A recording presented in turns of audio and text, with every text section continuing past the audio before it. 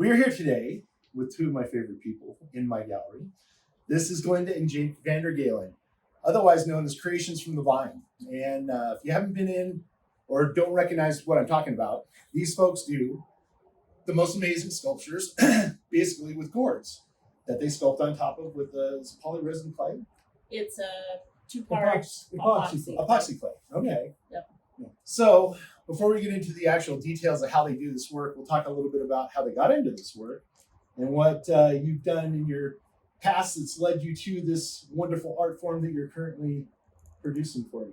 So you're on the chopping block first. Tell us a little bit about how you got started in art.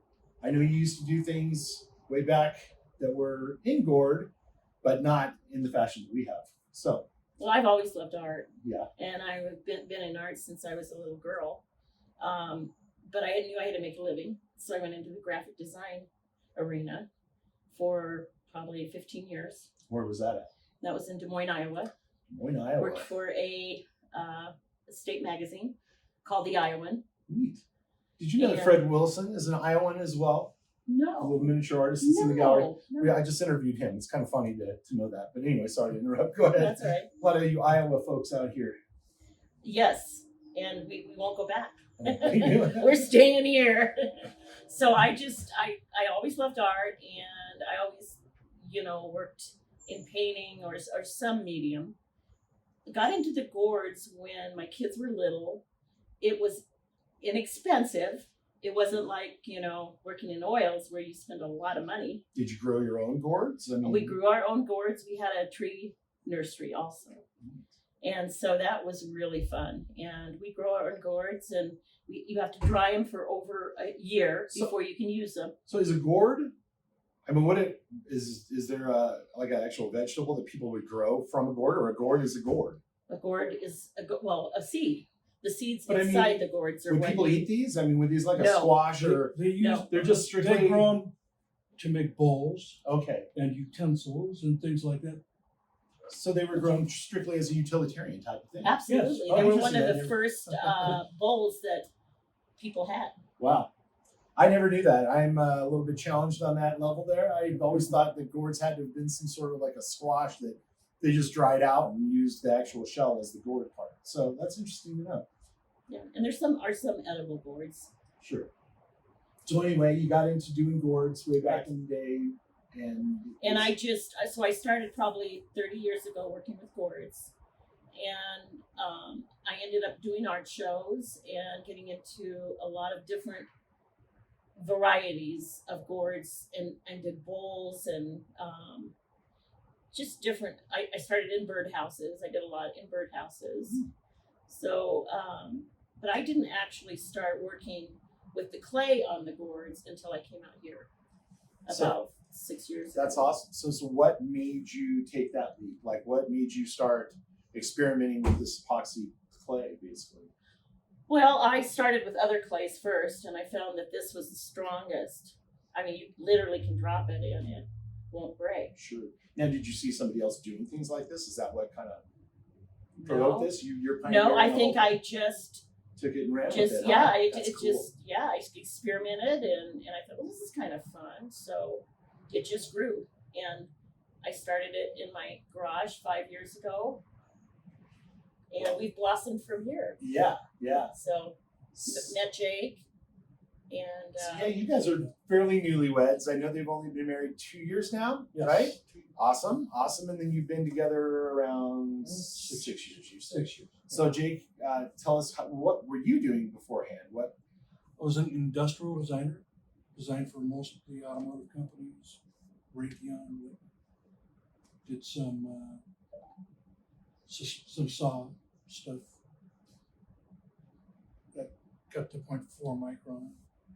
Did lots of stuff. Just a lot of designers. Yeah. When I first moved to Prescott, I worked at the TV station here, at Channel 10, Channel 15. Okay. And then started doing other design work. It took me a little while to get back into industrial design once I moved here. I was doing industrial design when I first moved here. the company didn't want to stay. I loved it. I had to stay. And my folks came up and moved here too. Oh, nice. So So how long have you been moved here in '89. in '89? Yeah. So real quick, how did you two lovebirds meet? At an art show. At an art show. Really? Here in town? Uh-huh. Yeah, cool. Yeah. Awesome. And so he's very creative too. He's always loved art. That was my And next question. his sketches are amazing. I mean, he does really cool sketches. Nice. He's really, really good at sketching. That's it. Huh? Much better than I am. Well, I think there's a draftsman and a designer, as they say, you know. Mhm. So you have to be able to convey your ideas, what you want to be able to design and build. Yes. And that's one of the fun things about art. You know, we have so many people that come in the gallery that go, "I'm not artistic," and I kind of doubt that because I think everybody's artistic in some way or another, whether they're a designer, an engineer, a chef, a hospital person. I mean, that's all an art form in itself, and then we get the lucky end of the craziness of art. You know. Right. Right. So there's a lot of unique steps, obviously, that go into the works. And Yes. we'll take a step back here and we'll get inside of the studio, see what kind of things you work with in your setup, maybe see some of the older things you've done and what's brought you up to the newer things, because there's some really fun things. In fact, if you guys are out and about, you should go check out the gallery. I know with all the craziness going on, it's hard. We're definitely going to be filming a little bit more inside the gallery. I know that a lot of you have already seen my 800-hour presentation of my walkthrough in the gallery. And sorry for being so long, but you can always got that pause button. You can always hit that pause button. But their work is toward the end of the film. When we get up to the very front of the gallery, probably at around 40 minutes into the actual talk, somewhere in that area. So you'd see it in the sculptures. We'll definitely focus on some of the more newer pieces when we get back there as well and be posting photos of those. But we're going to take a quick break. You'll catch us inside the studio here in just a second. We are back in the studio with Glenda and Jake Vandergalen and Creations from the Vine, our Gourd people. And this is going to be kind of the aspect of the interview where we get to really see how a piece starts from scratch to a finished actual piece. They've got a great studio set up here in Prescott. I love everything. It's so much, it's easy, it's clean, it's completely the opposite of my studio. So looking at this, it's like, geez, I might have to actually go home and clean my studio to make it work a little bit better. So tell us a bit about the process. Show me a little bit of what it takes to get one of these things from an absolute raw, grimy form to a finished piece. Obviously, you've got a lot of steps in between. So maybe describe the process for the viewers. Okay, so this is the gourd after it's dried for about a year. And then we take and we clean those off with a kind of a bleach water solution. And then from there, we can come up with our ideas by working up a sketch of some kind. And sometimes just, there's so many varieties of gourds. Now here's one that I did, that Jake did, and it's a sketch of what he kind of wanted for this particular sculpture. And we had two wheels that we wanted to do something with, and they ended up being unicycles. And then there was another one over here. So This is the finished. Yeah, that's the finished guy. This is just great. And Jake does a lot of, practically all of the bases, the construction part of it, the making sure that they're mounted well. So, So basically just the main body of this is the gourd, and then you sculpt Right. all of these other appendages and the legs and the head. And is this gourd Right. underneath there as well? it's gourd. It's gourd here, and it's gourd here. Wow. And if you look at this, you can kind of see how sometimes we have here's to glue a couple, or sometimes three gourds together to Yeah. get. It's to like get an what we armature, want. but just in gourd And form. then, Yeah. this particular one is going to be a javelina, which we did a larger javelina. This will be a smaller javelina. And then this is the clay, and I mix it a little at a time, and it goes on, and it dries pretty fast, so you have to work just with a little bit at a time. So you mix it and sculpt, mix it and sculpt. And so once I get this all sculpted and done, then we'll let it dry for a day or two, and then we'll start painting on it. And that's what your whole setup is here now. These Right, are acrylics, right. basically? Is that what these are? These mostly all acrylics. There's a few oils if I want real vivid colors I can use, but for the most part I just use the acrylics from places like Hobby Lobby or you know, an art store. Mm-hmm.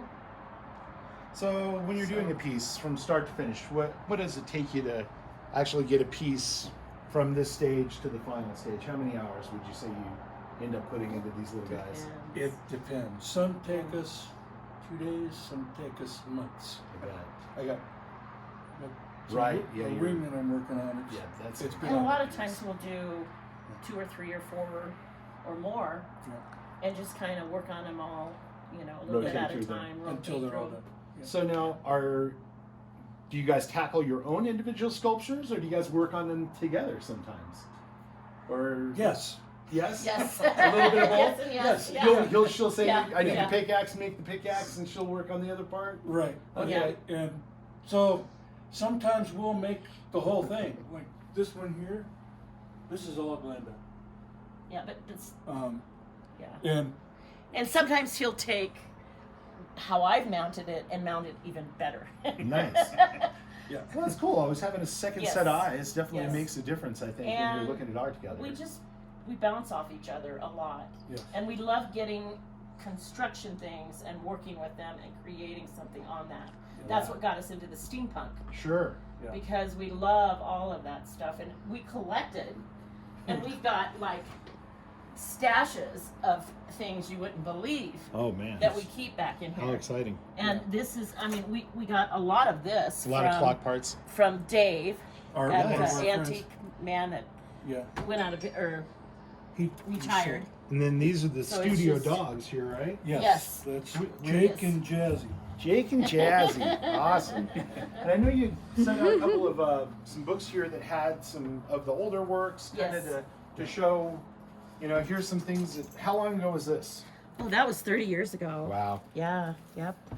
That So was definitely completely different than what we're small- seeing yep, here. A lot different. More crafty and cute. Mm-hmm. Nice. Now I did use some clay on that. Come Yeah, I to was think gonna about say, it. Yeah, I those- did.